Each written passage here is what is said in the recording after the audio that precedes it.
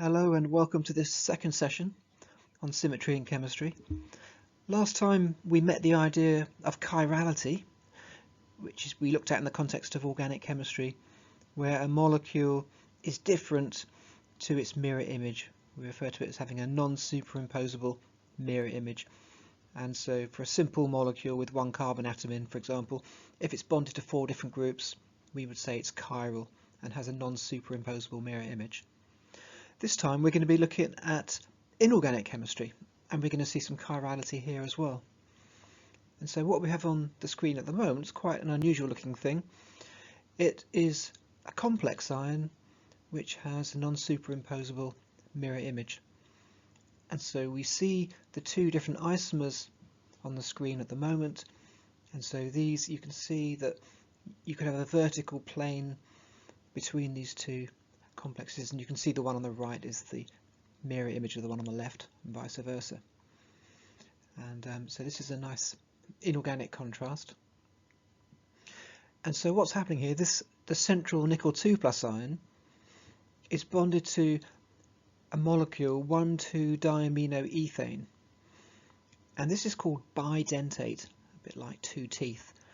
And this is where the diaminoethane has got 2 atoms on it, the nitrogen atoms either end, which can coordinate to the transition metal ion. And as a result of that, one of these diaminoethane molecules ends up forming a 5-membered ring with the nickel atom. And a 5-membered ring actually is a very stable ring. Think about it with a pentagon. External angle there is going to be 72 degrees, so the internal angle is 108, and 108 degrees is very nicely suited to the bonds we expect around the sp3, the carbon and nitrogen atoms. Now, what's remarkable about this molecule is that there are no mirror planes anywhere.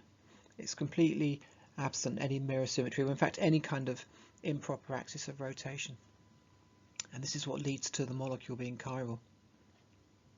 And so we might ask ourselves the question, is there any symmetry whatsoever in this molecule? So you might need to have a bit of a think. It's difficult to see just on a screen like this without having a model in your hand, and it's going to put our 3D perception under some pressure, I think, working through these complexes. So looking at it in a bit more detail here, we can say that the 6 nitrogen atoms coordinated to the nickel will form an octahedral arrangement. And so, if you like, you can think about 4 of them being in the plane, in an equatorial plane, and these are the ones with the hashed and wedged bonds, and then an axial one above and an axial one below. And we can think of the coordinate system so that the 6 nitrogen atoms are on the plus or minus x, plus or minus y, and plus or minus z axes. And so what we're doing, actually, we're looking, if you look at the complex on the left, say, you can see we're looking straight down the x equals y equals z line. So we're looking right between the ligands there. And looking at it like this from this direction, 3 of those coordinating nitrogen atoms are essentially facing us. They're pointing towards us. And you might be able to see on the screen there, just in light blue, I put a little triangle on there. So actually this triangle represents the face of an octahedron from this octahedral arrangement of nitrogen atoms. And if you think about the other 3 nitrogen atoms coordinating to the nickel, which are not part of that blue triangle, they're, as it were, behind the screen. And in this case, if you connect those up, you get another equilateral triangle. But in that case, the triangle is, if you like, pointing down rather than up, the way it looks on the screen.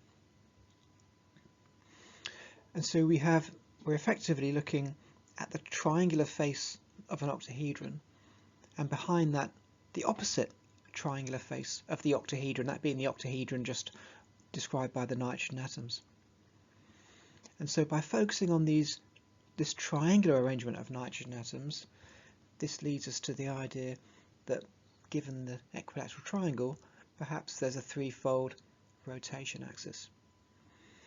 And so, again, putting a bit of pressure on our 3D perception. What would happen if we rotated, if we take the complex on the left, if we rotated it 120 degrees clockwise around the axis that goes straight through that blue triangle and straight through the middle of the triangle behind it, well, the unwritten triangle between the other 3 nitrogen atoms.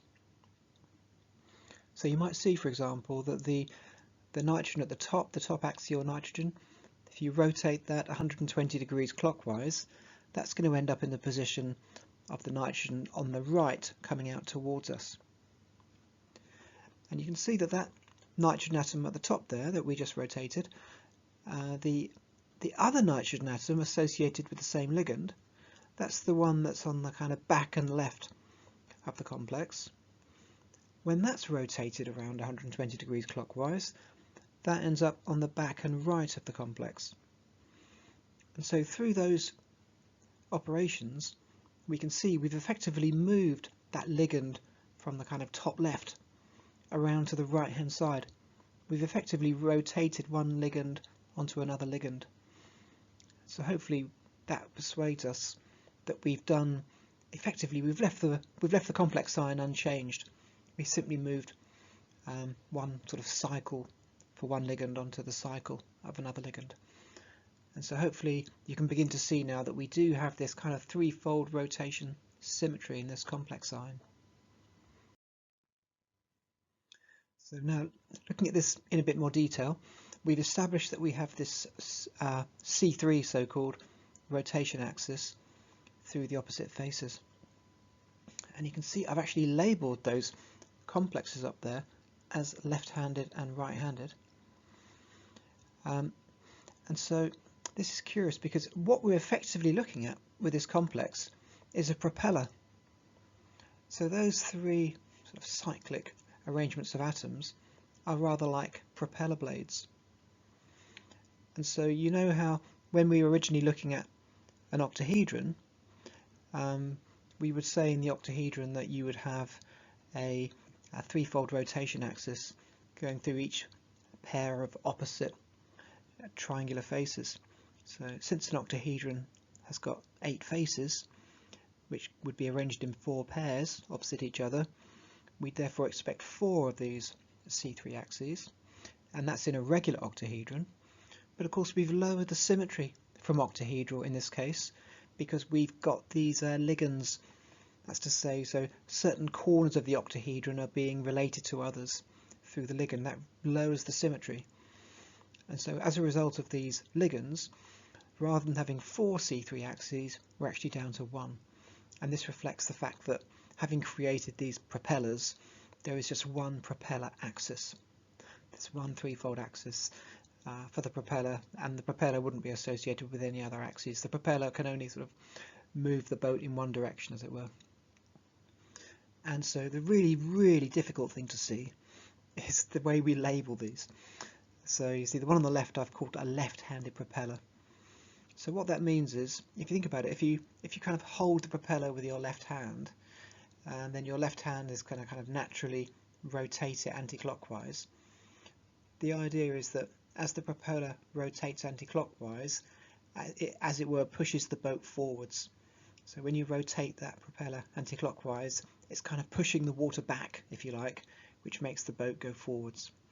And likewise, on the right-hand side, the right-handed propeller, with our right hand, that would naturally give us a clockwise twist. And that's when you do the clockwise twist on that particular isomer, the water moves back and the boat moves forward. Not easy to see, absolutely not easy to see. But it's easy to appreciate if you have a model of it, I suppose. Definitely not going to be easy to see on the screen. But it's curious that this is how they're defined. So it's a bit like a kind of right and left-handed corkscrew in a way with these rotations. And of course, right and left-handed corkscrews are mirror images of each other, just like our right and left hands are mirror images of each other, and non-superimposable as well. So of course that is consistent with these things being chiral, non-superimposable mirror images. And you can see the way I've depicted it below, a couple of other ways of showing it. So you can see in the picture on the bottom left there, you can see there's a triangle sat on top of another triangle. And so this represents the face that we referred to before. You've got 3 nitrogen atoms kind of towards you when you look down this axis that goes through the middle of these opposite faces. And one thing that's slightly unfortunate there is that in that picture the front triangle is kind of pointing down and the back one's pointing up, so it doesn't quite match up with the structure above, I'm afraid. And on the right hand side there, what I've done is I've looking at the edges of the octahedron, I've made 3 of those edges bold, because if you like, 3 of the edges are kind of special in the sense that they connect 2 of the, in this particular case, nitrogen coordinating atoms. They select out 2 of the nitrogens which are connected through the ligand, and so that means then that of all the 6, each of the 6 coordinating nitrogen atoms is associated with one of the others by being part of the same ligand molecule, and so that's emphasized with the dark black line there. And so in fact the way those dark black lines are put onto the octahedron, these actually correspond, I think you'll see, to the left-handed complex in the top left there of the 4 pictures. So what we've effectively done there is we've effectively lowered the symmetry of the octahedron by making 3 of the edges special. So yeah, an octahedron will have 12 edges altogether, won't it? So 3 of those 12 edges are special, lowering the symmetry. And the other thing that we have here, there is some more symmetry. Again, tricky to see this, but it is the case that these 5-membered rings, which are essentially flat, essentially planar, these are pentagons, and actually there'd be a C2 axis that just bisects each pentagon, and that's a C2 rotation axis for the molecule. Obviously the pentagon, which is bisected, just flips onto itself, but the other operation, which is slightly harder to see, is that the other 2 pentagons, which are not on the axis, are rotated into each other's position. So it might take you just a little bit of time to persuade yourself of this. So you have to think about the orientation of the 6 bonds to the nitrogen atom, exactly where the C2 axis goes, bisecting a pentagon. You have to think how that extends out in the other direction, and then mapping across with 180-degree rotation, you will see that each atom on the other 2 propeller blades maps across to a corresponding atom on the other one. And this applies equally to each of the 3 pentagons. The 3 pentagons are equivalent, and so it does make sense there'd be 3 of these C2 axes. And actually this is a very common kind of structural motif that we see, where you have a kind of n-fold principal rotation axis. So by principal I mean it's got the highest symmetry, so the highest number for n, and perpendicular to this we have n of these C2 axes. So we see this in very, very many examples, and this is given the term dihedral. And so we're going to see a lot of examples of dihedral symmetry in this session. So I thought actually it'd be quite an interesting contrast to look at some other complexes of these so-called bidentate complexes. And so that ligand, so its modern name would be 1,2-diaminoethane, old-fashioned name ethylene diamine, and often just abbreviated to EN as it's very commonly used, this ligand. So I've just made the point here that we've got some other possible complex ions that involve this ligand.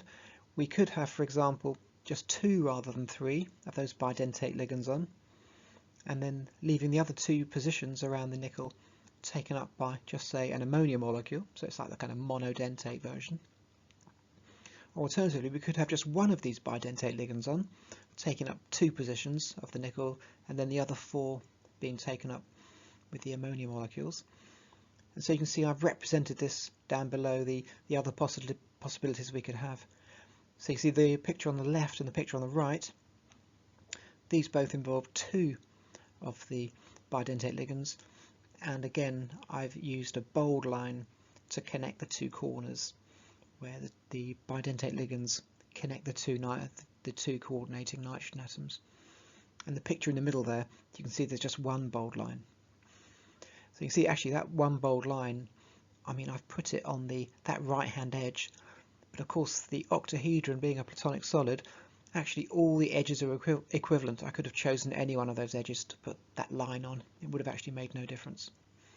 I mean, they don't necessarily look absolutely alike, but maybe that's just because we have it in a particular orientation. As you can see, we're looking down the C3 axis still, because we can see the triangular face at the front and the triangular face at the back with the dotted line.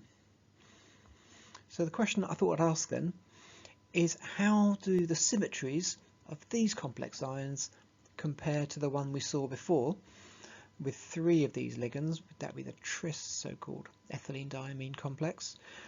And so that original one we looked at, the chiral one, so you remember that had just the one C3 axis, the propeller axis, and the 3 perpendicular C2 axes, which made it a dihedral symmetry.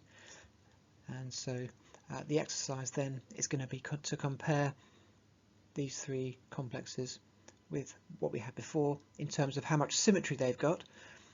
And thinking along these lines, we might ask ourselves, do these complexes have non-superimposable mirror images as well? Are they also chiral, like the first one that we saw? So you might like to give that a bit of thought. You could stop the video, get a bit of paper out, see if you can think of all the different symmetry elements there are, come back to it, and I'll give you the answers in just a second. So here we are. I've just made a note of the symmetry elements on this page. So at the top there, that's our original complex, the chiral one. So as we said before, you've got the principal axis, the C3 axis, the 3 perpendicular C2 axes to make it dihedral. And remember, there were no mirror planes at all. And in that next column on the table, I've actually said improper rotations. Remember, that's the really general way of generalizing the mirror planes and the improper rotation axes. Anything that involves a reflection. So in the right hand column, chiral, yes, really is a direct result of there being no improper rotations. This really is the definition of chiral. So in the second row there, we can see the complex ion with 2 rather than 3 of these bidentate ligands, and this one has got even lower symmetry. So of course in this case, because now just 2 of those edges are special and the third one is missing, we've lost that C3 axis, because clearly if you try and do a C3 rotation, you'll be putting a bidentate ligand in the wrong place where there was no bidentate ligand before. So the C3 axis has gone, and again we're going to be having a smaller number of C2 axes as well, because we've got this edge taken away. And so hopefully you can appreciate, looking at that molecule, that there will be one C2 axis remaining, because we could draw the C2 axis between the nitrogen atoms which have turned into ammonias, and so it would rotate the 2 ammonias into each other and similarly rotate the 2 bidentates into each other. So we'd be left with just a C2 axis and nothing else. There certainly couldn't be any kind of reflection in this, because it's in even lower symmetry than the one before, and that had no reflection symmetry either. So this is an extremely low symmetry. I mean, you can hardly get any lower than that. It's just got one rotation axis and nothing else. But when we go to the lower molecules, those complexes there, slightly more symmetry. So the third one down there, you can see that we've got 2 bidentate ligands, but because this time they're in a plane, they're in that equatorial plane. So we're definitely going to get more symmetry here. So in a sense, even though those 4 nitrogens equatorially, you can think of those as forming a square in the octahedron, because 2 of the edges are special, being representing the bidentate ligands, because that makes those 2 edges different to the other two edges. In a sense, it's a bit like looking at the symmetry of like a rectangle, or sort of having elongated that square so it becomes a rectangle. And so that means that you've certainly lost the fourfold rotation symmetry, principal axis, that you'd see in an octahedron, but that would actually then drop to being a twofold axis. And so that way the principal axis is twofold, but we can actually have that twofold axis in multiple ways. So if you like, we can connect the top and bottom positions, the axial positions, with a twofold axis. But also we can, in the equatorial plane, we can find two more axes. So we could have one going from left to right that bisects the bidentate ligands, or we could have one at 90 degrees to that rotates them into each other's position. So we can have three mutually perpendicular C2 axes in that molecule, and with it being more symmetrical like that, that opens up several possibilities for reflection as well. And so I've called them sigma D here. That's like they're dihedral. I've said dihedral because they're not actually going through any of those equatorial atoms. So you can have a mirror plane that kind of bisects the nitrogen atoms associated with the bidentate ligands. Or alternatively, you could have a mirror plane perpendicular to that, which will reflect them into each other. And obviously the equatorial plane there would be a mirror plane. That's the sigma H, I've called it. So I'm kind of taking the principal axis to be like through the axial positions. And the other thing it's got there is a centre of symmetry. So that, if you like, is an S2 axis. And because of all this reflection going on, it's certainly not chiral. And then when we look at the bottom example, I've just taken off one of those edges, if you like, and that's caused a big drop in symmetry. So in fact, we're just down to one C2 axis now, and so the only C2 axis we could have is the one that bisects those two, the two nitrogen atoms associated with the bidentate ligand. That goes from left to right, cutting through the equatorial plane. That's the only rotation axis. And then we're down to just two mirror planes. There's the one, if you like, in the equatorial plane that holds the bidentate ligand, and you could also have one perpendicular to that bisects the bidentate ligand. And again, it can't be chiral because we've got reflection plane in there. And so, interestingly, when you look through this, you see that we've got all four of those are kind of different symmetry classes. They've all got different symmetry elements associated with them, and we'll be coming back later on to thinking about how we classify molecules on the basis of the different symmetry elements they've got. Now, I couldn't resist making it even more complicated, and so in this particular case we've got another bidentate ligand, but rather than having NH2 at either end of the ligand, I've changed one of those NH2s for an OH. And so we've reduced the symmetry now. It's not a symmetrical ligand like it was. And so I thought it would be an interesting question to ask, having reduced the symmetry of the ligand, have we wiped out all symmetry in the complex potentially? And in the picture of the complex on the bottom right there, so again we can assume, for example, nickel. We've got this octahedral arrangement. That means there'll be 6 atoms coordinating into the nickel position, and then using these bold lines we connect those corners where 2 coordinating atoms are associated with the same ligand. But you can see there these red dots. So if you like, it's a bit like it's colour coordinated with the red OH group, where we've introduced this different group, this oxygen coordinating atom. I've applied a red dot onto the picture just to differentiate it, if you like, from the other end of the ligand. So you might have a look at this and you might ask yourself, is there any symmetry at all? So I think it's certainly the case that the C2 axes we had before, they're not going to be there anymore, because the C2 axis will necessarily bisect one of the bidentate ligands, and when you flip that ligand round doing the 180 degree rotation, that would put the O on top of the N and vice versa. So the C2 axes have gone. So I'm asking the question then, is there any symmetry at all in that complex? Well, there is, and this is because we can actually still do that threefold rotation. And in fact, this won't happen for all of the possible isomers, but you see in the one I've drawn, the way I've chosen the position of the oxygen atom on each ligand is such that we've got the rotation symmetry. So if you can think about rotating that species round 120 degrees, you can see that the oxygens are going to map onto each other. So in fact you can see there that the oxygens are actually all connected by those dotted lines representing the back face of the molecule. So again, since they are all going to be connected, well, they must all be connected by 120 degree rotation because they're the corners of an equilateral triangle. And the same thing goes for the nitrogen atoms, and they'd actually represent the front face, the solid triangle. So in this particular case, we do have threefold rotation symmetry.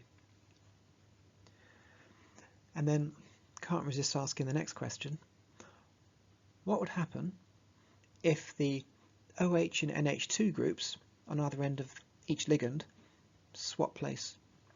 So in each case, if the ligand was just switched around, or the atoms coordinating to the metal ion just switch around, would that be a different isomer? So you might think about that for a second. I mean, when you first look at it, it certainly looks like it'll be different. I mean, if you can imagine just sliding that red dot along the black line till it gets to the other end for each of those three ligands, it certainly looks like a different molecule on the page. But there is a bit of a trick here with this. If you can imagine that in your mind's eye, that would mean that you've got a red dot at the very, very top where it's slid up that ligand. You'd also have a red dot on that sort of right hand towards the bottom of the picture position, and also the red dot that's present at the bottom would move up to that one on the left hand side. Well, if you imagine that ligand in its new position, what you could do is you could give it a 180 degree flip around a C2 axis across the equatorial plane that sort of bisects the atoms on the left hand and right hand edges. So I could almost, you can almost imagine if there's that square equatorial plane, you could almost imagine if you put your hands out, hold onto the corners and then just flip them over, then certainly that red atom that you had slid up to the very, very top of the picture, that would then rotate down to the bottom, go back to where it was originally. Likewise, the one on the right hand side that you slid down, that would then flip over to where it was to begin with. And likewise, the atom there on the red one from the bottom that you'd slid up to the left hand side, that would flip over to where the red atom was to start with. So interestingly enough, if you switch the OH and NH2 atoms, even though the complex ion looks different, it's actually the same, because you just do a 180 degree flip, which of course haven't kind of broken any bonds or anything, you just rotated the whole molecule and you've actually brought it back to its original position. So I thought that was quite neat. And then of course there's more than one way that we could have the relative positions of the oxygens and the nitrogens when we have this kind of special kind of bidentate ligand with different coordinating atoms. And the one we've got on the screen at the moment, we were saying that the three oxygen atoms are actually on the corners of one of those equilateral triangle faces. And for that reason, this isomer is called FAC, short for facial. Similarly, of course, the three nitrogen atoms also form the front face, as I was saying earlier. So again, it's facial all round. But that's not the only way you could do it. I mean, for example, if you switched the oxygen and nitrogen atoms around on just one ligand, or even on two ligands, as long as it wasn't on all three. Of course, if you switch them on all three, it's still facial, but you've just reversed whether it's the front face or the back face. So the other isomer, where you say just switched one ligand around, This is called meridional, abbreviated to mer. And so it turns out that these are effectively the two ways of doing it. So these isomers are known as Fak and mer. And so I just asked the question at the end there, what is the difference between the bond angles in these two isomers? The bond angles, looking at the coordinating atoms and the angles between the bonds they make with the central metal.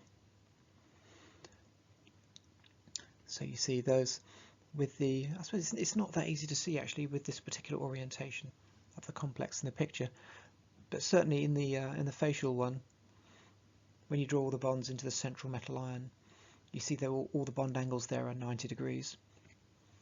But when you switch it round to the meridional one, there will be two coordinating atoms which are opposite each other, and so that'll be a 180 degree bond angle. So the difference is that you've got a 180 degree bond angle in the meridional, but you have no such bond angle in the facial. Right, so what I thought now is we could move on to some examples, moving away now from the bidentate ligands, just going back to monodentate ligands. And there's some interesting symmetry that crops up here. And so in this particular case, we've got two isomers, which are both triamine, trichloro, cobalt complexes. And so the amine with a double M refers to ammonia, because ammonia's got double M, hasn't it? Unlike amine, the functional group, which would only have one M. And I hope I've remembered this correctly. I've put the amine before the chloro. I think they go in alphabetical order when you name them. And so you can see on the screen here, we've got two different isomers. And so I was wondering, firstly, how you would name them, and secondly, about the symmetry elements they've got. And so hopefully when it comes to the naming, you might see a parallel with what we had before. So you can see those three chlorines, those three red atoms. Again, it's a different orientation, so it's not totally obvious, but I think you can probably see those three chlorine atoms, they're all mutually at 90 degrees to each other. There are no 180 degree relationships. And so you may also appreciate that if you connect them together, you've got an equilateral triangle that would represent a face on an octahedron. And so actually those three chlorines there on the left hand side, that would be the facial isomer. And on the right hand side, again you've got the same ligands but arranged differently in space. And here in this case you can see that we've got chlorines on the axial positions above and below. So there's a 180 degree relationship between those. And so this is the meridional isomer. So again, this is the Fak and mer that we saw earlier on. So that's how we name them. And before we look at the symmetry elements, we'll just look at another pair. And so these ones here, so I'm calling these tetraamine, so that means 4 ammonia ligands, dichloro, cobalt isomers, and asking about how you would name these ones. So in this particular case, it's probably easier to focus on the chlorine ligands because there's just the two of them. So when you look at the left-hand isomer there, you see the chlorine pointing to the left and going to the back. Those are at 90 degrees to each other. Whereas on the right-hand isomer, we've got a chlorine coming towards us and a chlorine going away from us. So they're at 180 degrees to each other. So we've got different bond angles, a 90 degree and 180 degree. And actually these are known as cis and trans, a bit like we see with, for example, alkenes in organic chemistry. So we know from alkenes that we call an alkene isomer trans when a particular group is on the opposite side of the double bond. And so again, in this particular case, the right-hand complex we'd call trans because the chloride ions are opposite each other with a cobalt in the centre. And the left-hand one we call cis because they're kind of on the same side of the cobalt ion. So there you go, that's the naming. And so as for the symmetry elements that they've got, again you might like to pause it and have a think about it. They're not all particularly easy to see, but yeah, pause it and in just a moment I'll give you the answers. Here we are. So I've just collected all the symmetry elements in this table. So there you go, you can see those same pictures of the complex ions I've copied across there. And I've divided up the symmetry elements into proper rotations and improper rotations. Perhaps I should say I have neglected to put the identity do nothing symmetry element, but you know, that's kind of trivial, everything's got that, so I'm not really worried about putting that. And so when we look at these, we do find actually that there are some commonalities in here.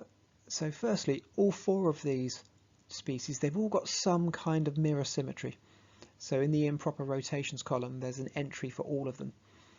And so as they've all got some sort of mirror symmetry, then none of them will be chiral, hence all the no's in the chiral column. Then looking at the principal axis that we'll see with the rotations, so that facial, that FAC isomer that we mentioned at the top, well, a bit like before, we see that threefold rotation symmetry when you look through the face, similarly going through the back face, which would be the ammonias in this case. Then with the meridional one, we certainly don't have that facial symmetry any longer, so we've got lower symmetry in this case. So in fact the highest order of rotation, the principal rotation axis, is only twofold. And if you think about it, the only way you can, there's only one twofold axis you can get out of this, and that's by putting the axis through the chlorine coming towards us, the central cobalt, and the ammonia behind the molecule. It's only through that axis that you can rotate a ligand onto a like ligand position after 180-degree rotation. The two other perpendicular axes won't work because that would put a chlorine on top of an ammonia and vice versa. So it's quite low symmetry in this case, just that one principal twofold rotation axis. And we see just exactly the same thing on the third one, and so again this relates to the fact that we've got actually, I think the way I looked at it on that third one, I kind of focused on the two chlorine atoms, the odd one out, and so I figured the only type of rotation that'll bring those two chlorine atoms on top of each other is going to be a twofold rotation around the axis that bisects them. That's right. And so such a rotation is always going to put ammonias on top of other ammonias, just focusing on the chlorines there. And then on the bottom one, this is actually much more symmetrical, with the chlorines being opposite each other.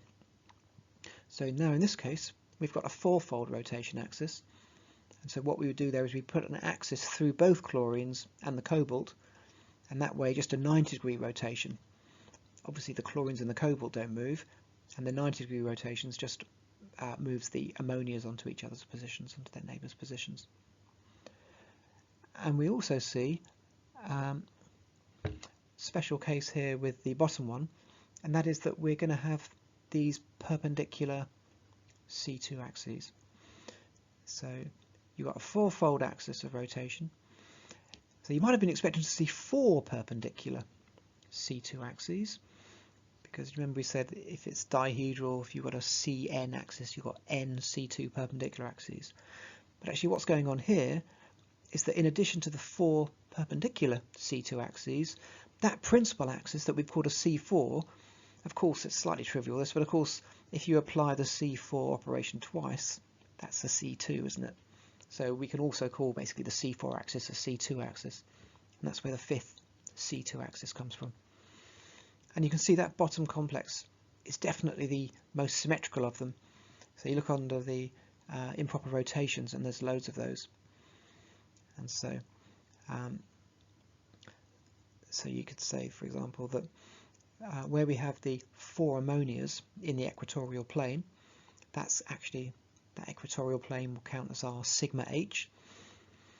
And then perpendicular to that, we've got two of these sigma V's, and they could be, we could have one that kind of cuts through the top and bottom ammonias, one perpendicular to that that cuts through the the left-hand ammonias, and they, if you like, can be our sigma V's, but you can also bisect those ammonias, and so you could have two of those at 90 degrees to each other that bisect them, and there are two, I've called them sigma D. So we've actually got 5 mirror planes there altogether. You'll see we've got a centre of symmetry as well. Each ligand position is opposite an equivalent ligand position, so they'll reflect through the centre. And there's even an S4 axis as well, which is slightly trivial. So the principal S4 axis, that'll be on top of the C4 axis, and that just says if you do a 90 degree rotation, and then reflect it in that equatorial plane, then it remains unchanged. That's because obviously the two chlorines either side are identical, and the ammonias don't move when you reflect in the plane. So there we are. We've also got mirror planes, but not so many in the other complexes. So in the top one, that facial ion there, we're going to have 3 of these mirror planes. So essentially on those triangles, each vertex can hold a mirror plane that bisects the triangle. Those are the 3 mirror planes there. In the case of the meridional isomer, obviously this is lower symmetry, you remember, and so in this case we've just got the 2 mirror planes, and so the mirror plane is going to have to hold the ammonia and the chlorine that are opposite each other, and so you could have one mirror plane that's sort of they're both going to be at 90 degrees to each other. You can have one that looks like it's in the kind of equatorial plane, and one in the vertical plane, which is holding the 3 chlorines in. And again, on the third one down, where we've got the cis isomer, we can have a mirror plane which is kind of in the equatorial plane, so that leaves the 2 chlorine atoms untouched, and we could also have a mirror plane that bisects them, so that reflects the chlorines onto each other's positions, and it also doesn't muck up the ammonias either. So there you go, we've got this collection of symmetry elements, and one thing that's quite interesting there is you see that in this table, the second and third rows, you can see they've come up identically, which is curious. So even though they're different complexes, which might on the face of it look like they've got different symmetries, in actual fact they are equivalent. They've got all the same symmetry elements, and as we go on we'll be looking more and more at classifying these groups of symmetry elements. And now really just to finish off, I thought I'd kind of draw together some of these ideas we've been looking at with dihedral symmetry, and just make the point, again coming down to the classification of these, classification of molecules by their symmetry elements. There's actually 3 types of family, well, there's 3 families of dihedral symmetry. So that's to say these are 3 examples of them we see on the screen. Of course what they've all got in common in this particular case, we're looking at the threefold example. What they've all got in common is they've all got a threefold principal axis, and they've all got 3 perpendicular C2 axes. I mean, this is the definition of dihedral. But within that definition of dihedral, there are 3 different types of groups of symmetry elements that we can differentiate. And so that's this final exercise here to sort of compare and contrast these 3 different species, which are all examples of the different types of dihedral symmetry. And in fact 2 of them are almost identical. So in fact ethane has come up twice, but represented in 2 different ways. So the picture on the left there, that's meant to represent the so-called eclipsed conformation of ethane, where the CH bonds on each carbon atom are kind of lined up. So the central CC bond has rotated so that the hydrogen atoms are kind of in closest alignment. So actually this is actually an unstable arrangement, because nature isn't naturally going to want those hydrogen atoms to be as close as possible to the opposite ones because of steric repulsion. They'll actually want to rotate round a bit, actually to give you the structure that you've got in the middle there. So you see in the middle there that around the right hand carbon we've had a slight twist so that the hydrogen atoms are just kept a little bit further away from the ones on the left. And so that's there, another type of symmetry. And then on the right hand side there, again, this is our bidentate complex that we referred to earlier. So again, you might like to stop the video for a moment, have a think, see if you can write down all the symmetry elements you can see, and then in a second I'll show you the answers. Right, here we are. And so that top one there, so we've got the eclipsed conformation of ethane. So again, we're just assuming, I mean, obviously the carbon-carbon bond is going to be rotating, but we're just imagining that we can freeze it in one conformation or the other. So if we can freeze it in this eclipsed conformation, we see on the rotations, on the proper rotations, of course they're all the same with the C3 and the perpendicular C2s, because these are all examples of threefold dihedral symmetry. But where the differences come up is going to be in the improper rotations, or if you like, the reflections. So you can see, I think, in that top molecule, the eclipsed ethane, then halfway along the CC bond, we're going to be able to put a mirror plane, and the front methyl group will just reflect in that mirror to give the back methyl group, the way those hydrogens are all lined up. And so that gives us this sigma H so-called mirror plane. We see that in the top example, we don't see that anywhere else. So that does illustrate how they are different types of symmetry. Of course, the other thing we can do is we can put mirror planes that slice through both the carbon atoms and indeed a pair of hydrogen atoms. So since there's, if you like, 3 pairs of hydrogen atoms, that gives us 3 perpendicular planes that I'm calling sigma V planes for that eclipsed ethane. And then the other thing that we've got here, perhaps slightly trivially, is an S3 axis. So that's the same basically. It's in the same place as the C3 axis. It's just making the point that if you rotate, say, the front CH3 by 120 degrees, obviously those hydrogens are still lined up with the ones at the back, so you can then again reflect it through that sigma H mirror plane, and it will return the hydrogens to equivalent positions. So that's the top arrangement, and in fact this is given a name. So all 3 of these symmetries, they're all called D3. So the D is for dihedral, the 3 tells you the principal rotation axis, and the H tells you that you've got this special mirror plane that bisects the carbon-carbon bonds. So that's your D3H symmetry. Then going down to the next one, we see in this case we're not going to have that plane, obviously, because that top left hydrogen, it doesn't reflect to an equivalent position. But what we do still have is that we do still have the 3 mirror planes that will cut through hydrogen atoms on one side or the other. And curiously, in this case, we've also got a centre of symmetry, which we didn't have before. So that top left hydrogen, I was saying it didn't reflect to an equivalent position, but actually you can send it through the origin. By the origin, I really mean the middle of the CC bond. That's where the centre of inversion symmetry is, and it will reflect out to the other side. Because if you think about it, that I symmetry, that's the same as S2. So what you're effectively doing is on the principal axis, if you rotate that 180 degrees, that will flip the H in the top left position right down to a sort of bottom left, and then when it would reflect in a perpendicular mirror, that would take it across to the equivalent hydrogen on the right hand side. So that's the centre of inversion symmetry. And there's an interesting one as well. You've actually got an S6 axis. So you can see that the CH3, for example, on the right,